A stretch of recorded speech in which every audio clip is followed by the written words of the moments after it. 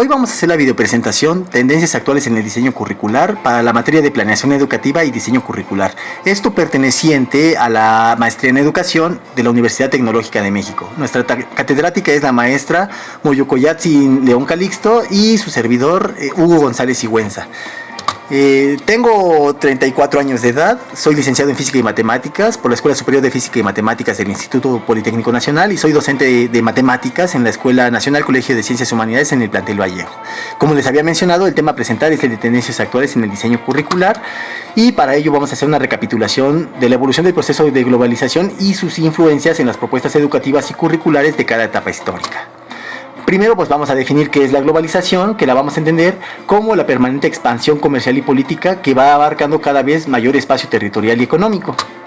La globalización, como nosotros podemos mencionar, no es un proceso nuevo. Es decir, desde finales de la Edad Media y hasta la actualidad, el proceso globalizador no se ha detenido.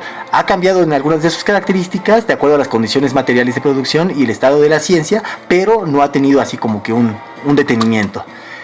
El currículum en la Edad Media, para poner un antecedente, era por el contexto social que era muy jerarquizado. Había la generación de riqueza a partir de la posesión de la tierra. Las sociedades se dividían en ese entonces en dos clases, los siervos y la nobleza, y solamente la nobleza era la que tenía derecho a la educación formal. En ese entonces, pues se enseñaban gramática, retórica, lógica, matemáticas, aritmética, entre otras asignaturas. Y el proceso propiamente de globalización mundial se inicia con el final de la Edad Media y el inicio del siglo XV, especialmente con los descubrimientos y viajes de exploración hacia otros lugares que eran considerados como inaccesibles, es decir, por ejemplo, el descubrimiento de América, el viaje de Américo Vespucio, etc. Y que esto generaba, obviamente, intercambios culturales y nuevos descubrimientos. Para esto hubo un cambio de paradigma en educación. Ahora el énfasis era el conocimiento grecolatino. Resurge este conocimiento y por eso se le llama el Renacimiento. Y ahora se le da énfasis a la comprensión y la interpretación de textos. Y para eso podríamos mencionar un ejemplo, la propuesta jesuita del Ratio Studiorum, en donde había dos niveles, uno para humanidades y gramática y un segundo nivel para las ciencias superiores, que era la Sagrada Escritura, la lengua hebrea, la teología escolástica, filosofía moral, matemáticas, entre otras. Posteriormente llega la revolución industrial con el incremento de la tecnología en ese entonces, en el siglo XVIII, y esto hace que haya un aumento poblacional y que crezcan las ciudades. Surgen dos nuevas clases sociales, la burguesía y el proletariado, y la burguesía es la que toma el poder político. Se consolidan los estados-nación y surgen los primeros imperios europeos, digamos, de esa época. Se desarrollan entonces también la energía por la máquina del vapor y el ferrocarril y el consumo del carbón como fuente de energía. En este entonces el currículum en la revolución industrial seguía un paradigma científico y tecnológico, es decir, la aplicación del conocimiento con énfasis en matemáticas, química, biología, física, medicina, etc. Y aquí lo principal era la observación y la experimentación como métodos de adquisición y acumulación del conocimiento y le daban un énfasis al predominio de la razón. Esta etapa culmina cuando inicia, digamos, la segunda revolución industrial o segunda fase, a partir de que termina la Primera Guerra Mundial y el triunfo de la Revolución Rusa de 1917, en donde se plantea un proyecto de desarrollo alternativo al capitalismo.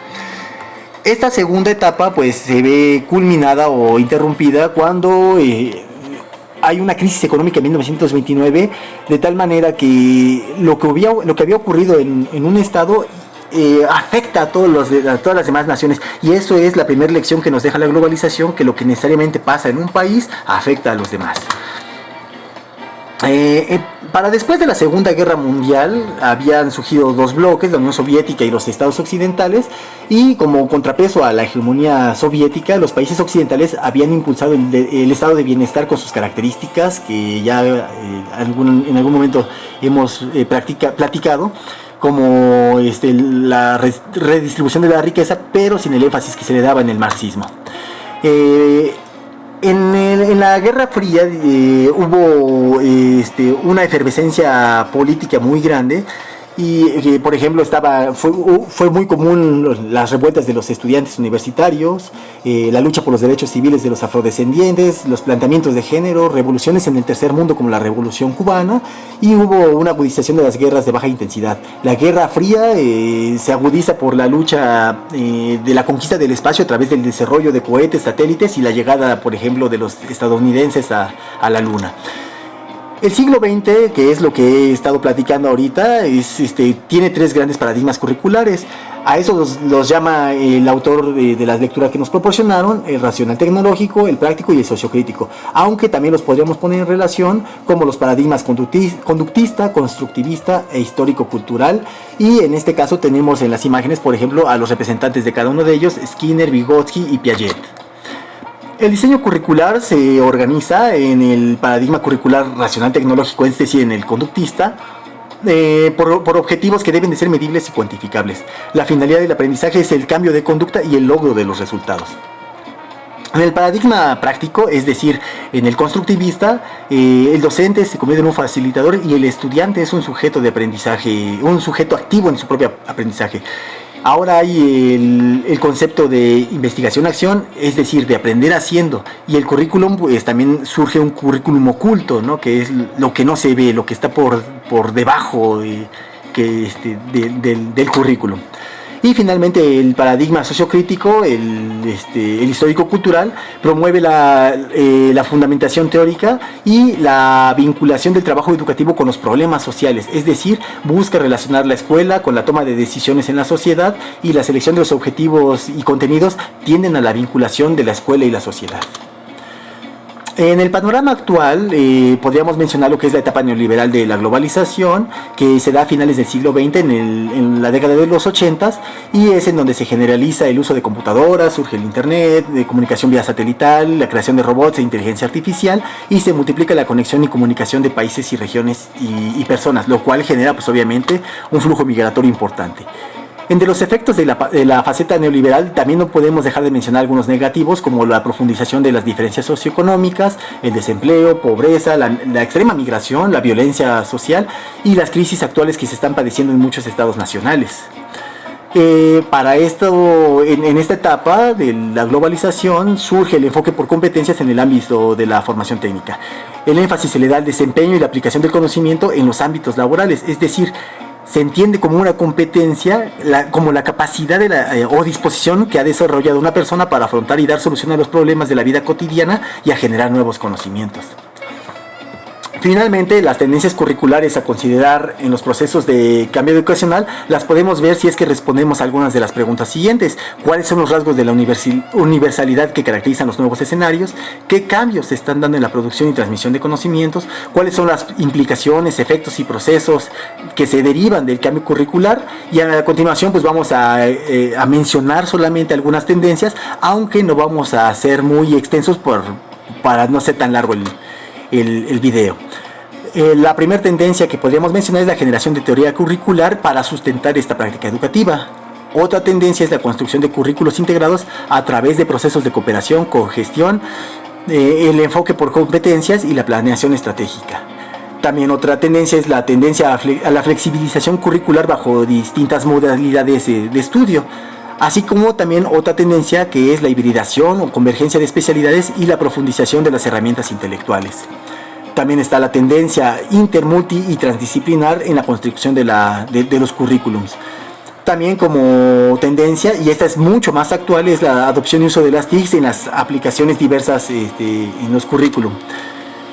También otra tendencia sería la promoción del desarrollo humano, así como el fortalecimiento de la dimensión ética, que considero que es de las más importantes, y también elaborar los currículums que incorporen la pedagogía por proyectos. Otras tendencias también que podemos mencionar son la incorporación de las reformas inclusivas a través de la formación para el compromiso social, es decir, incluir a la gente que ha sido relegada del sistema. También la incorporación de manifestaciones del currículum oculto al currículum en acción, también es otra tendencia. Y otra más es la revisión permanente de las ofertas de titulación en las universidades y el perfil de quienes se forman. Bueno, Finalmente, pues podríamos hablar de cuáles son los retos a los que se enfrenta el diseño curricular frente a la globalización. Y entre ellos podría mencionar la preservación de la identidad y la cultura de cada país, así como también otro de los retos importantes es la homologación educativa con los países más desarrollados. Y también podríamos establecer la desigualdad social y educativa como un reto más importante todavía en el contexto globalizador y mejorar la distribución de oportunidades educativas. Mientras que en el panorama nacional, ya acotándolo más a nuestro país, los aspectos a mejorar en el diseño curricular en nuestro país frente a la globalización, por ejemplo, podríamos mencionar las diferencias en nuestra comunicación educativa, científica y comercial. Es decir, el idioma que más se habla es el inglés, pero no estamos atacando ese problema de manera suficientemente fuerte. También tenemos una insuficiencia en la estructura tecnológica en un mundo altamente tecnificado, y en las escuelas pues, se tienen muchas carencias. Y uno de los retos más importantes en nuestro país es aumentar el número de científicos por cada 100.000 habitantes respecto a países del primer mundo. Bueno, eso sería a grandes rasgos lo que podemos mencionar de los retos que se tienen con el diseño curricular de vista o de cara a la globalización. Les dejo un poquito más de bibliografía por si se quisiera consultar, y pues eso sería todo de mi parte. Muchísimas gracias.